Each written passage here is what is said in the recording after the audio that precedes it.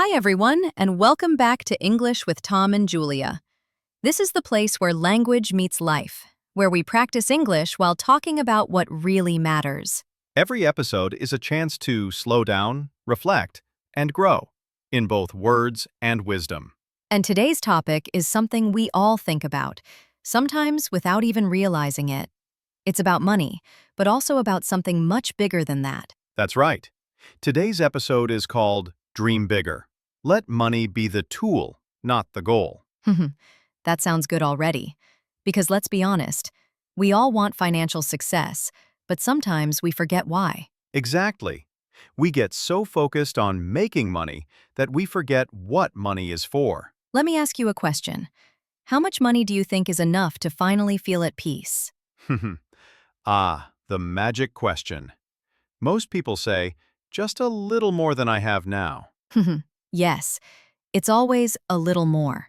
And that's the tricky part. The line keeps moving. Exactly. Because when we make money the goal, it becomes a race with no finish line. You hit one target, and then the next one appears. And somehow, peace keeps running just a few steps ahead. That's such a powerful image. Peace running ahead of you. I think that's why so many people feel stuck.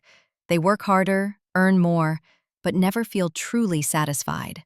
Because deep down, what they're searching for isn't money. It's meaning. You know, that reminds me of a time when I was working nonstop. I had this big goal. I wanted to save a certain amount, prove that I could make it on my own. I remember you telling me about that. Yeah, when I finally reached that goal, I thought I'd feel amazing. But instead, I just felt empty. Like, okay, what now? That's such an honest moment. Because what you really wanted wasn't the number. It was the feeling behind it. Exactly. What I wanted was confidence, freedom, and the belief that I was capable. But I didn't realize those things can't be bought. They have to be built. That's beautiful. Money can buy comfort, but not confidence. It can buy time, but not purpose. Yes. And once I understood that, I started using money differently. Not as a trophy, but as a tool. So let's talk about that shift. How do we start seeing money as a tool instead of a goal? For me, it started with one simple question. What is this money helping me build? That's so good. Because when money becomes a tool, it connects to purpose. It starts serving your dreams instead of replacing them. Right. For example, instead of saying, I want to earn $100,000, you might say, I want to earn enough to start my own small business. Or, I want to have time to be with my family. That shift changes everything. Because money stops being about competition and starts being about creation. Yes, and creation always feels lighter than comparison. Okay, let's play devil's advocate for a second. Some people might say, well, that's easy to say when you already have money. Fair point. But this mindset isn't about ignoring money. It's about redefining its place. Exactly. Money absolutely matters. It pays the bills, it gives us options, and it can even bring security. But when it becomes the center of our life, we lose sight of everything else. It's like fire. If you control it, it warms you. If it controls you, it burns everything down. That's such a perfect metaphor.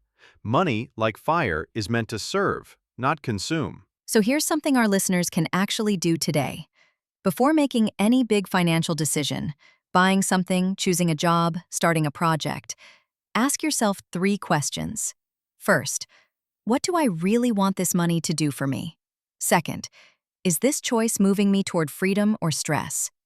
Third, would I still choose this if no one could see it? Wow, that third one is powerful. Because sometimes we chase money not for ourselves, but for how it makes us look. Yes, and when you take ego out of the equation, you start making choices that actually bring peace. So true. Real wealth isn't about what you have, it's about how you feel when you have it. Let's go deeper into that phrase, dream bigger. What does that really mean, Tom? I think it means dreaming beyond comfort. Not just saying, I want to be rich, but asking, what kind of life do I want to live? Yes, like what would you create if money was no longer the main worry? What would you give? Who would you become? Exactly. When you remove money as the center, your dreams expand. They become about impact, not just income. And that's when money starts flowing more easily, because it's moving towards something meaningful. Right. Purpose gives direction to energy, and money, after all, is just energy in motion. You know, sometimes I imagine success like a garden. Money is just the water. You need it, but it's not the flower. That's beautiful. The flower is your joy, your peace, your growth. Water helps it bloom, but too much, and it floods. Yes, and some people keep collecting buckets of water but forget to plant anything. Exactly. So maybe true success isn't about collecting, it's about cultivating. I love that word, cultivating, because it means patience, care, and consistency. And it reminds us that growth takes time, both in money and in meaning. So if you're listening right now and you've been chasing numbers, checking your account, your goals, your progress, maybe this is a little reminder to pause. Yeah, take a breath. Money is important, yes, but your peace of mind is priceless. And sometimes the best investment you can make is not in a stock or a business, but in your state of being.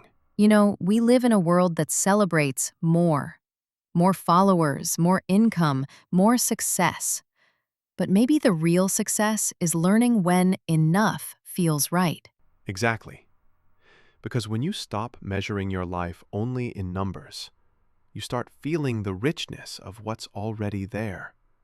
Your health, your friends, your freedom, your mornings that start slow. Yes, that kind of wealth doesn't sit in a bank account. It lives in your heart. And here's something to think about. Money can give you choices, but clarity gives you direction. Without clarity, even abundance can feel confusing. That's so true. You can have everything and still feel lost if you don't know why you wanted it. But when you have a clear dream, money simply becomes the vehicle that takes you there. And sometimes that vehicle doesn't have to be fast. It just has to move, slowly, consistently, in the right direction. I love that. Because in the end, it's not about how fast you get there. It's about how peaceful the journey feels. So maybe the real dream isn't to have everything, but to have enough, and to know how to use it with love, intention, and purpose. Yes, dream big, but don't let the dream of money replace the dream of meaning. Because money can build a house, but only purpose can make it feel like home. Beautifully said. Before we say goodbye today, we just want to leave you with this thought. Every time you choose meaning over status and peace over pressure, you're already living a wealthy life. Yes, because wealth isn't just what you hold, it's what you honor.